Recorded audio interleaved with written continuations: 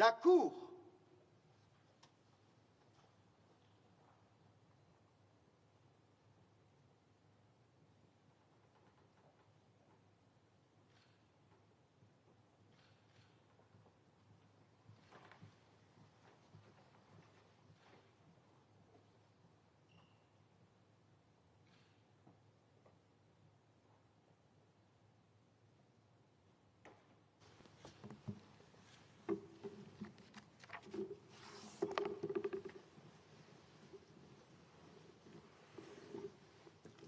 Please be seated.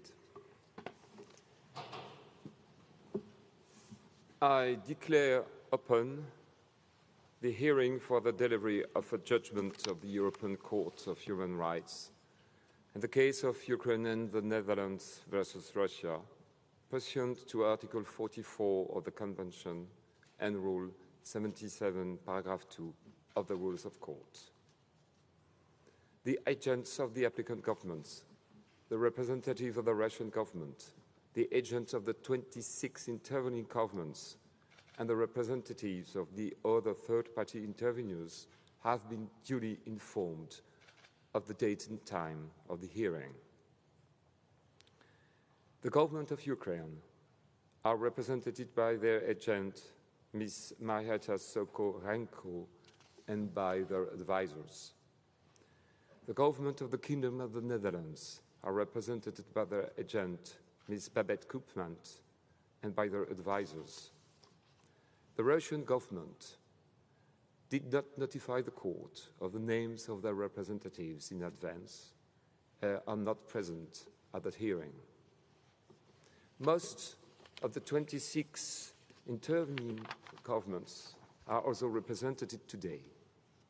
Given the number of representatives, I will not read out their names, but refer you to the list appended to the press release issued for today's hearing. The list will also be made available on the Court's website after this hearing. Finally, a number of relatives of those who lost their lives in the downing of flight MH17 are also present at today's hearing. I welcome all those present in the name of the Court.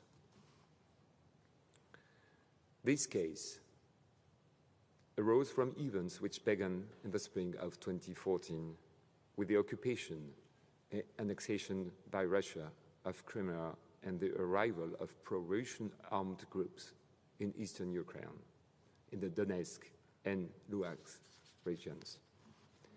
The armed groups subsequently took control of territory in these regions and declared independence from Ukraine, establishing the so-called Donetsk People's Republic, or DPR, and Lugansk People's Republic, or LPR.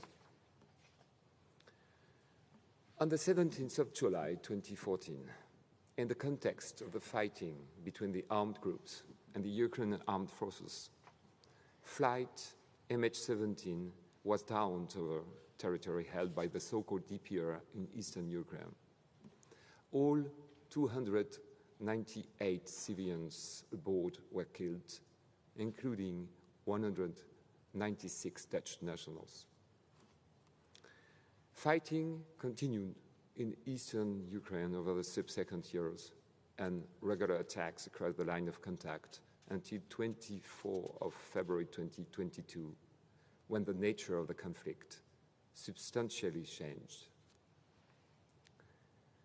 The case brings together 4 interstate applications lodged with the court against the Russian Federation under Article 33 of the Convention in respect of the events I've just outlined. Application number 1819/16, lodged by Ukraine in 2014, concerned allegation of administrative practices in violation of numerous Convention articles. In the context of the conflict in eastern Ukraine from spring 2014, in 2018, the Chamber decided to relinquish jurisdiction in favor of the Grand Chamber. Application number 43800/14 was lodged by Ukraine on the 13th of June 2014 and concerned the alleged abduction and transfer to Russia of 3 groups of children in eastern Ukraine in the summer of 2014. Application number 28525/20 was lodged by the Kingdom of the Netherlands on the 10th of July 2020 and concerned the downing of the fight MH17 over eastern Ukraine on the 17th of July 2014. These 3 applications were joined on the 27th of November 2020 in the interest of the efficient administration of justice. The joint case was named Ukraine and the Netherlands versus Russia. On the 26th of January 2022, the Grand Chamber held a hearing on the admissibility of the 3 applications. Representatives of all 3 governments participated in the hearing and made oral submissions before the court. The former judge elected in respect of Russia sat on the case for the hearing, but later withdrew. The President then decided to appoint another judge from the court to sit as an ad hoc judge for Russia. On the 13th of November 2022, the Grand Chamber declared the 3 applications partially admissible in a decision that was delivered on the 25th of January 2023. Meanwhile, application number 11055/22 was lodged by Ukraine on the 28th of February 2022 and concerned allegations of massive human rights violation and the changed context after the 24th of February 2022. The government of Ukraine asked the court to indicate urgent interim measures to the government of the Russian Federation. On the 1st of March 2022, the court considered that the military operations in question gave rise to a real and continuing risk of serious violations of the Convention rights of the civilian population, in particular under Article 2, 3, and 8 of the Convention. With a view to preventing such violations, an interim measure was duly indicated on the 4th of March and the 1st of April 2022. 2 further interim measures were indicated to the government of the Russian Federation. The respondent state ceased to be a member of the Council of Europe on the 16th of March 2022, and it ceased to be a party to the Convention of the 16th of September 2022. As the court has already held, a state which ceases to be a party to the Convention is not released from its obligations under the Convention in respect of any act performed or omission before the date on which that state ceased to be a party to the Convention. On the 17th of February 2023, the Grand Chamber decided to join the 2022 application to the Ukraine and Netherlands versus Russia case already pending before it. It also decided to examine the admissibility and merits of the 2022 applications jointly under Article 39, paragraph 2 of the Convention, and at the same time had the merits of the proceedings in the other 3 applications. The applicant and respondent governments were invited to submit their memorials on the admissibility and merit of the issues raised in this case. The attention of the parties was drawn to their obligation under Article 38 of the Convention to furnish all necessary facilities for the court's examination of the case before it, and to Rules 44A to 44C of the Rules of Court in that respect. The applicant governments duly provided written submissions. The respondent government did not provide any written submissions. 26 state parties to the Convention were granted leave to intervene as third parties to make written submissions on the 2022 application. The Geneva Academy of International Humanitarian Law and Human Rights, the Human Rights Law Center of the University of Nottingham, the MH17 Air Disaster Foundation, and the individual applicants in 4 cases lodged with the court by relatives of persons who were killed in the MH17 disaster were also granted leave to submit written third-party interventions. The Grand Chamber held a hearing in the Human Rights Building on the 12th of June 2024. Representatives of the applicant governments appeared at the hearing and made oral submissions. The respondent government did not appear, although they have been formally notified of the date of the hearing. The 26 intervening state parties were granted leave to make oral submissions at the hearing and delivered a common oral intervention. In addition, the governments of Poland and of the United Kingdom made separate oral submissions. The Grand Chamber adopted its judgment on the 4th of June 2025.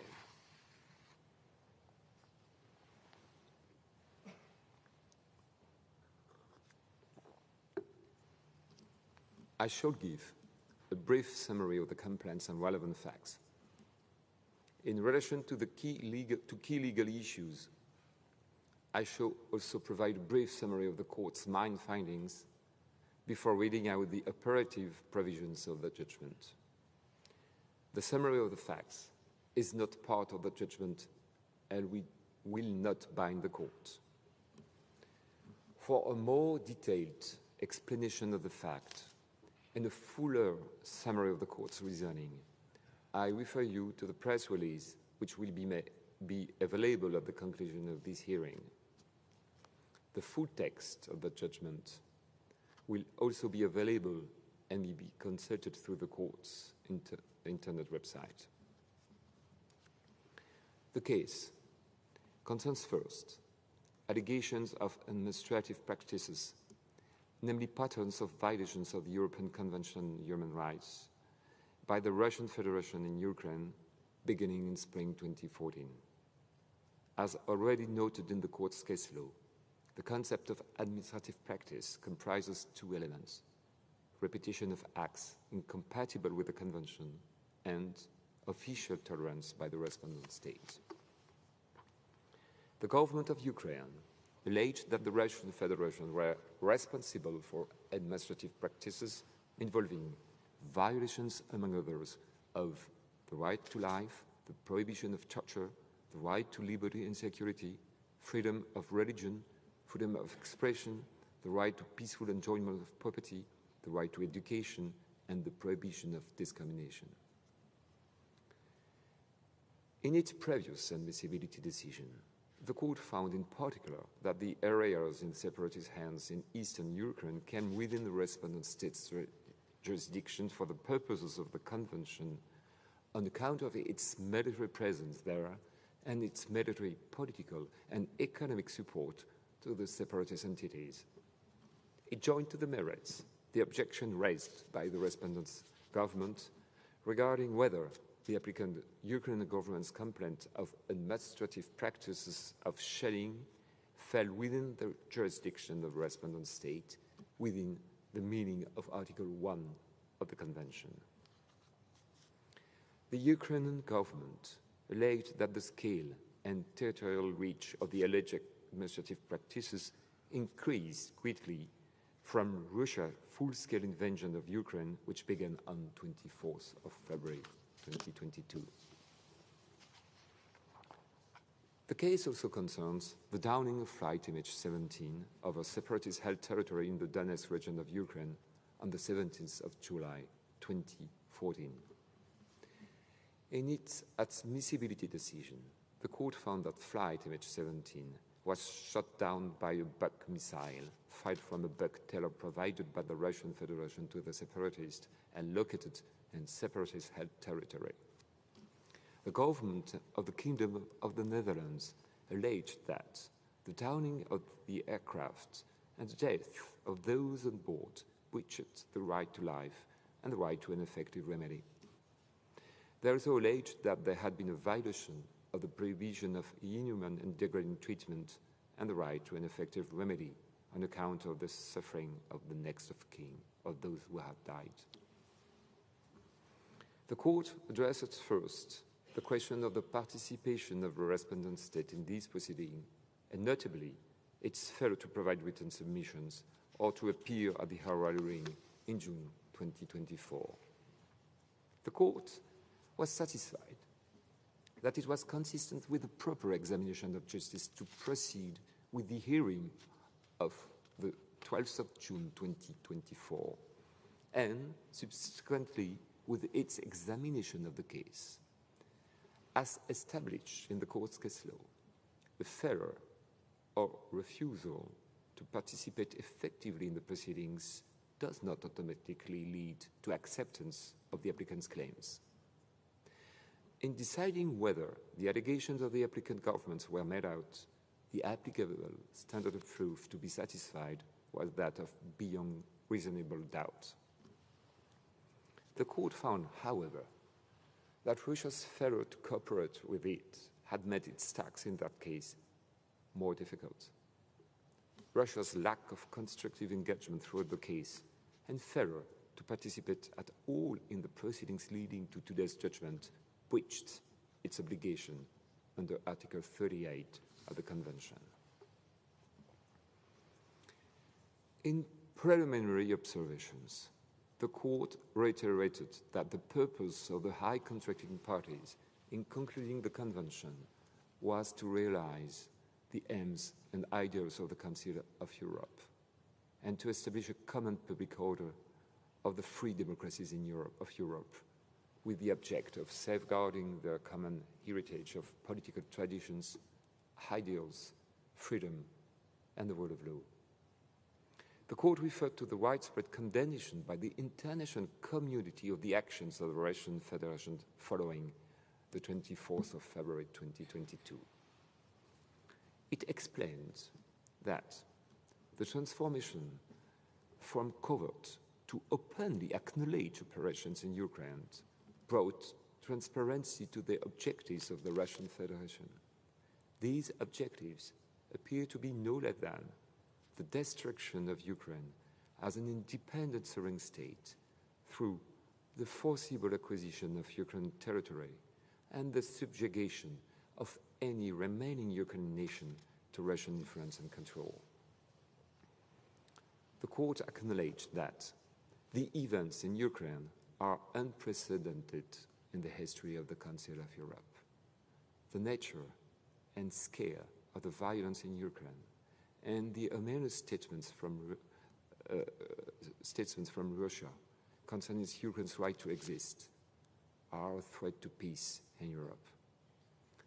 The court said, I quote, "In none of the conflicts previously before the court have there been such near universal condemnation of the flagrant disregard by the respondent state for the foundations of the international legal order established after the Second World War, and such clear measures taken by the Council of Europe to sanction the respondent states' disrespect for the fundamental values of the Council of Europe, peace, but no less importantly, human life, human dignity, and the individual rights guaranteed by the Convention." The court clarified that its temporal jurisdiction in this case extended no further than the 16th of September 2022, the date on which the Russian Federation ceased to be a party to the Convention. This is why, although the war continues today, the judgment does not examine the compliance with the Convention of events that took place after the 16th of September 2022. Regarding the extraterritorial jurisdiction of the Russian Federation in respect of the allegations, the court examined whether there were evidence that the level of Russian control over areas under separatist control in eastern Ukraine from the 11th of May 2014 had decreased since the admissibility hearing in January 2022, and found that there was not. Russia's extraterritorial jurisdiction therefore continued up until the 16th of September of 2022. The court also found that, as a result of Russia's substantial military presence throughout Ukraine after the 24th of February 2022 invasion, its armed force took control of areas of Ukraine. By virtue of this control, the Russian Federation exercised effective control over these areas, which accordingly also fell within Russia's extraterritorial jurisdiction up until the 16th of September 2022. The victims of Russia's military attacks were not in the areas in the hands of the separatists of Russian armed force, but in areas under Ukrainian control.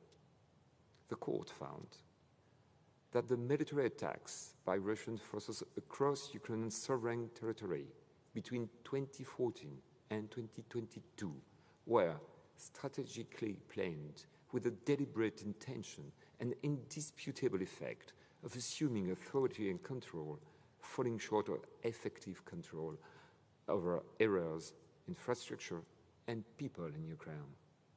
In planning and in executing its military attacks against Ukrainian territory, Russia assumed a degree of responsibility over those individuals affected by its attacks. These individuals were therefore also within the extraterritorial jurisdiction of the Russian Federation until the 16th of September 2022, meaning that Russia was responsible for the impact on human rights of its military attacks across Ukraine. The court referred to the vast volume of evidence before it, including the evidence submitted by all three parties to the case in the context of the earlier proceedings on the admissibility of the pre-2022 applications.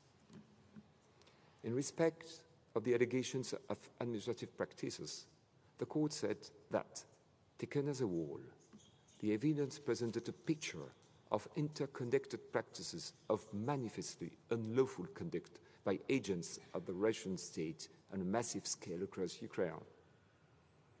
These included a practice of military attacks that were variously indiscriminate, disproportionate, and targeted at residential areas in breach of international humanitarian law.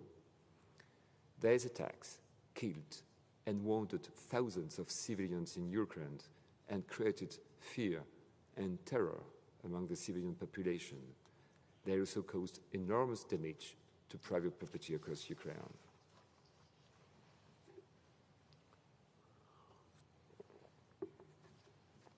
There were administrative practices in occupied territory of the extrajudicial killing of civilians and Ukrainian military personnel hors de combat, of torture and inhuman and degrading treatment, of forced labor, and of unlawful and arbitrary detention of civilians. These practices began in occupied territory in the Donetsk and Luhansk region in 2014 and increased significantly in scale and gravity after the 2022 invasion. There was overwhelming evidence from the outset of the conflict of the killing of civilians and soldiers hors de combat. After the 2022 invasion, countless bodies were found in previously occupied territory with gunshot wounds to the head, with hands tied behind the backs, or with throat slits. Thousands of civilians were arbitrarily detained, sometimes for years, and thousands of detainees, both civilians and soldiers hors de combat, were subjected to violence and ill treatment, including beatings, forced nudity, mock executions, cutting off of body parts, electric shocks, prolonged stress positions, and exposure to extreme temperatures. Sexual violence and rape were widespread, and following the 2022 invasion, were used as part of a military strategy to dehumanize, humiliate, and break the morale of the Ukrainian population. The use of rape as a weapon of war was an act of extreme atrocity that amounted to torture. The court also found administrative practices in the occupied territory from 2014 of destruction, looting, and expropriation without compensation of private property, of intimidation, harassment, and persecution of all religious groups other than adherents of the Ukrainian Orthodox Church of the Moscow Patriarchate, and of a justified interference with the freedom to import and receive information and ideas through the intimidation and persecution of journalists, the blocking of broadcasters, and the enactment and enforcement of law aimed at prohibiting and penalizing the dissemination of information in support of Ukraine. The court also held that there was an administrative practice in occupied territory of the suppression of the Ukrainian language in schools and indoctrination of school children. From 2014, Russian became the language of education in the DPR and EPR with a Russian curriculum and Russian textbooks.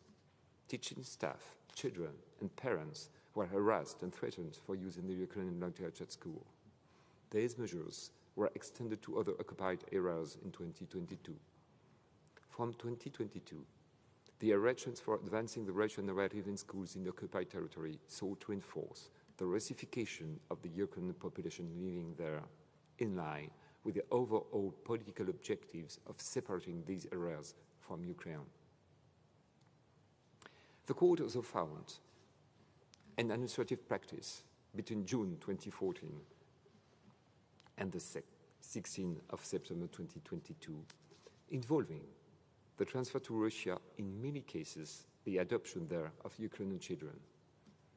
There were overwhelming evidence that the transferring Ukrainian children in occupied areas to Russia without consent and facilitating their adoption there became a systematic practice from shortly before the 2022 invasion.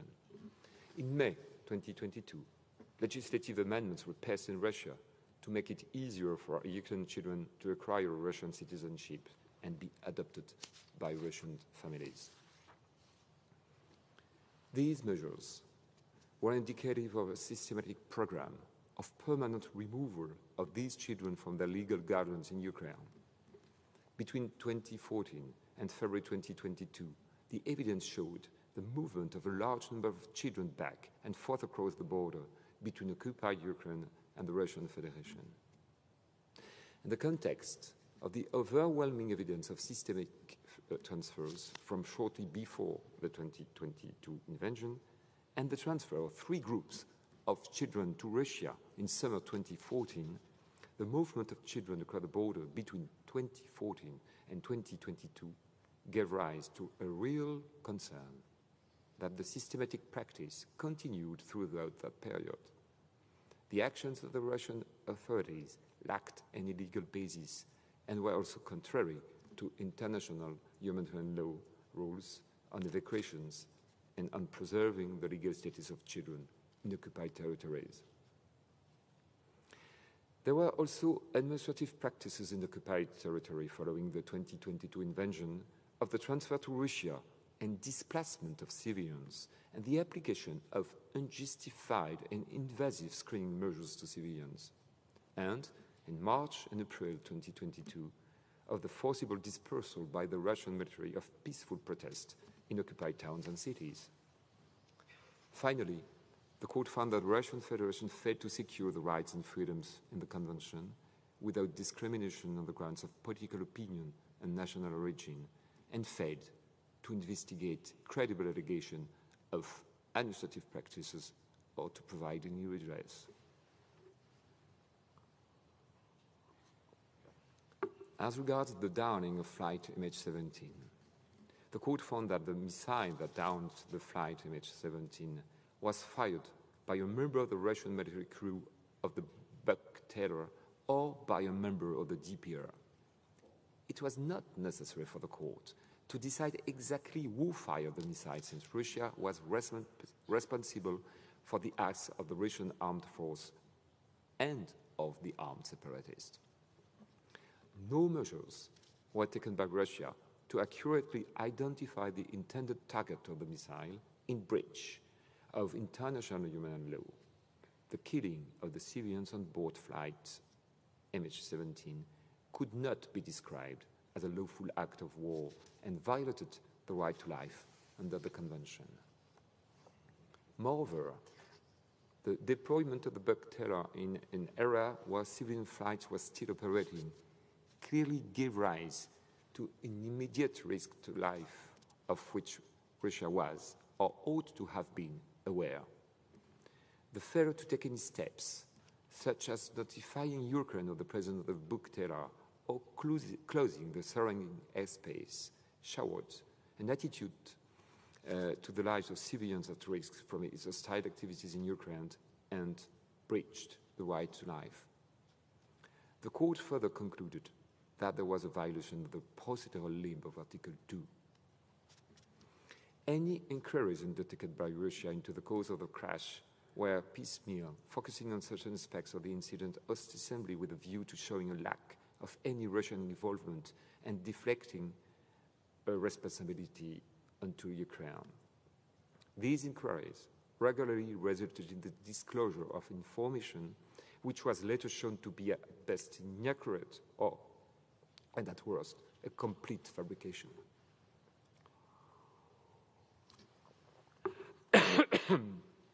The next of kin of those killed were not involved in any inquiries undertaken by the Russian authorities and were not directly informed of the outcome.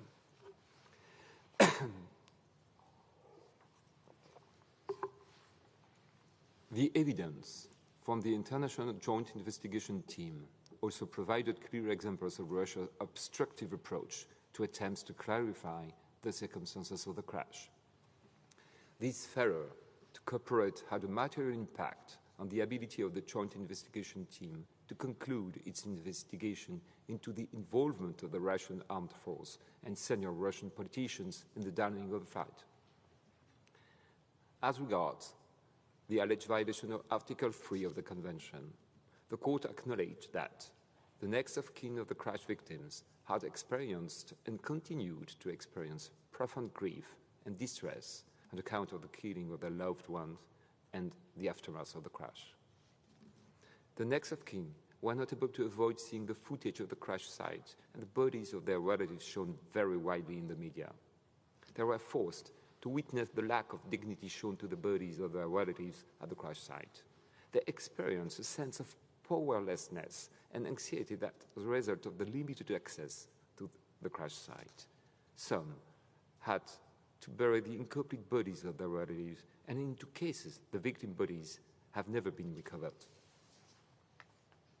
Russia's failure to investigate or cooperate significantly aggravated the suffering of the next of kin and led them in a state of uncertainty as to the exact circumstances of the crash. The continuing profound suffering of the next of kin of the victims of the downing of flight MH17 had a character and dimension which amounted to inhuman treatment under Article 3 of the Convention.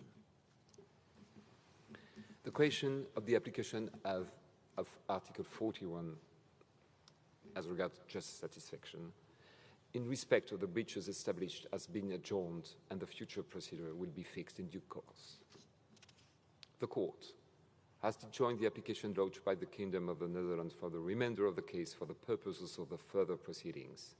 This will enable on other international developments seeking a can caused by the invasion of Ukraine and for the downing of flight MH17 in the context of the examination of future just satisfaction claims submitted by the applicant governments.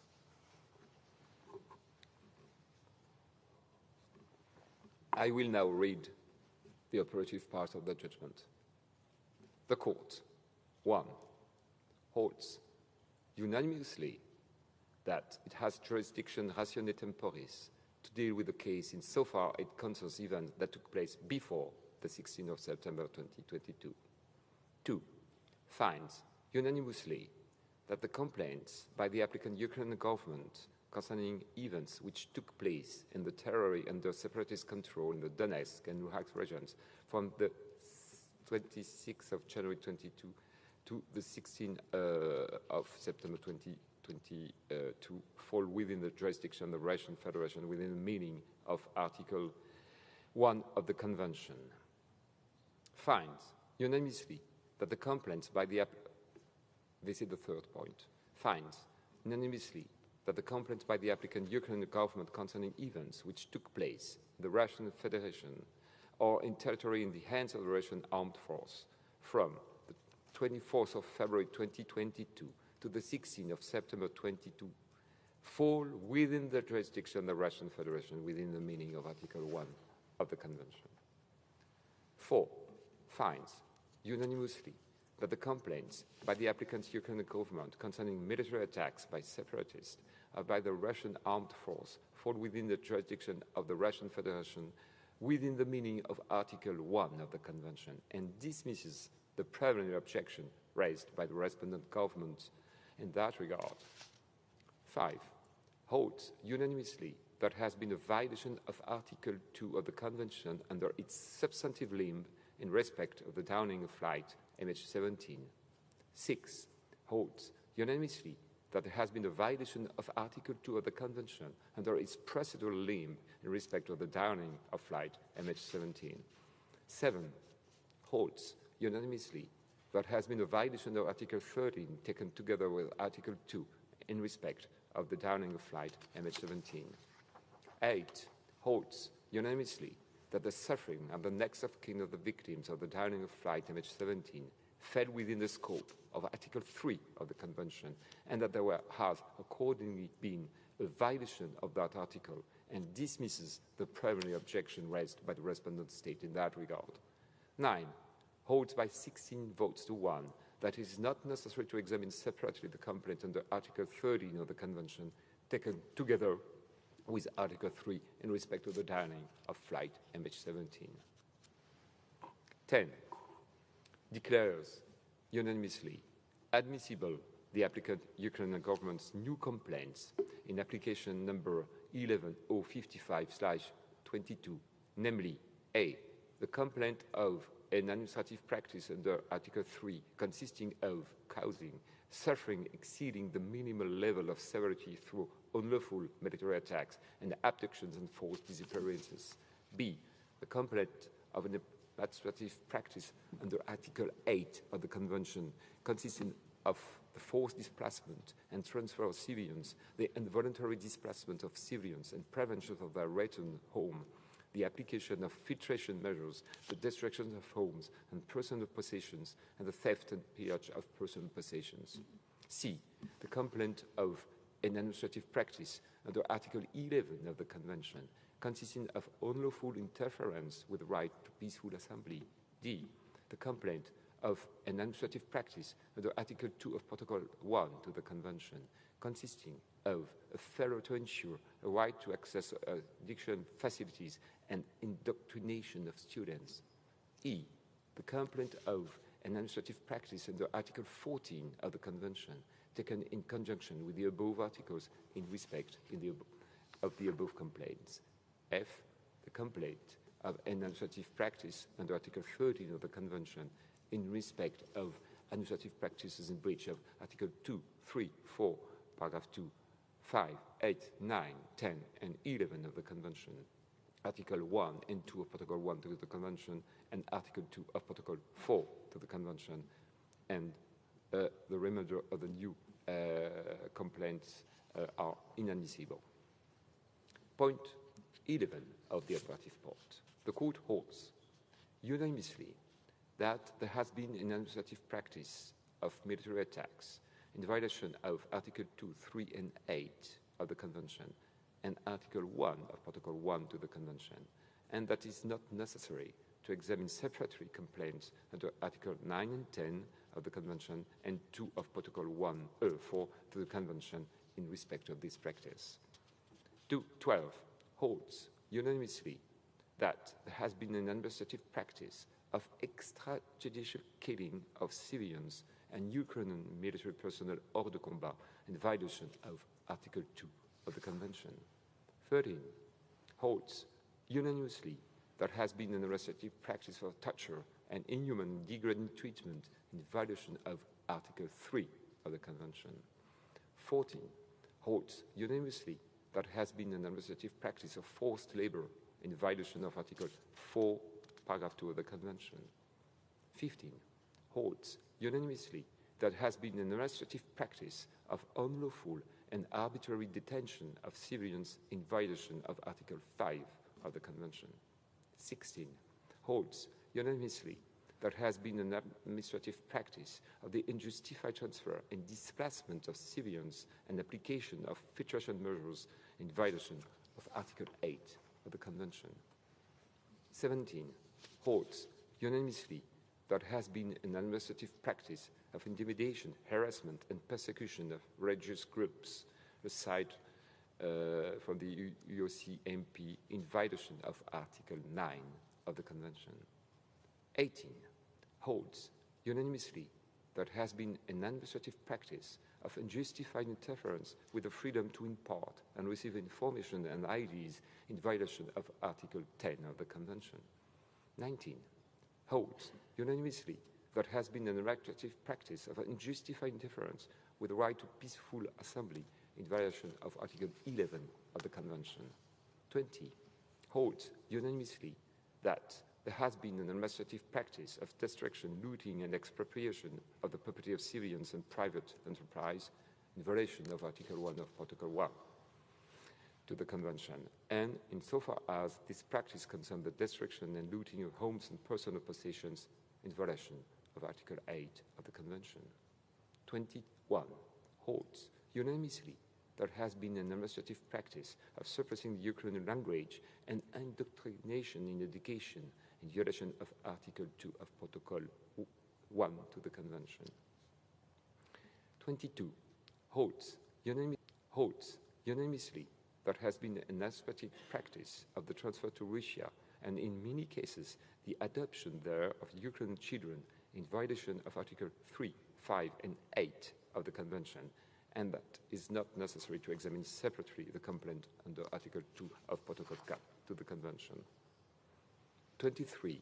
Holds unanimously there has been an administrative practice of failing to secure the rights and freedoms set forth in Article 2, 3, 4, paragraph 2, 5, 8, 9, 10, 11 of the Convention, and Articles 1 and 2 of Protocol number 1 to the Convention, without discrimination on the grounds of political opinion and national origin in violation of Article 14 of the Convention.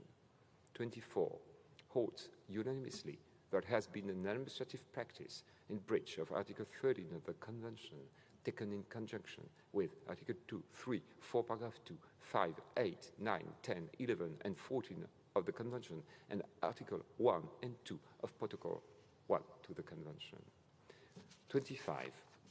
Holds unanimously that the respondent state has failed to comply with its obligation under Article 38 of the Convention. 26. Holds unanimously that the respondent state must, without delay, release or safely return all persons who were deprived of liberty on Ukrainian territory under occupation by the Russian and Russia-controlled forces in breach of Article 5 of the Convention before the 16th of September 2022 and who are still in the custody of the Russian authorities. 27. Holds unanimously that the respondent state must, without delay, cooperate in the establishment of an international and independent mechanism to secure, as soon as possible and with due consideration of the children's best interests, the identification of all children transferred from Ukraine to Russia and Russia-controlled territory before the 16th of September 2022, the restoration of contact between these children and their surviving family members or legal guardians, and the children's safe reunification with their families or legal guardians. 28. Holds unanimously that the question of the application of Article 41 of the Convention is not ready for decision and adjourns consideration thereof. 29. Joins unanimously application number 28/525/20 from application number 8019/16, 43/800/14, and 11055/22 for the purposes of the further proceedings only. This concludes this morning hearing, and I accordingly declare it closed.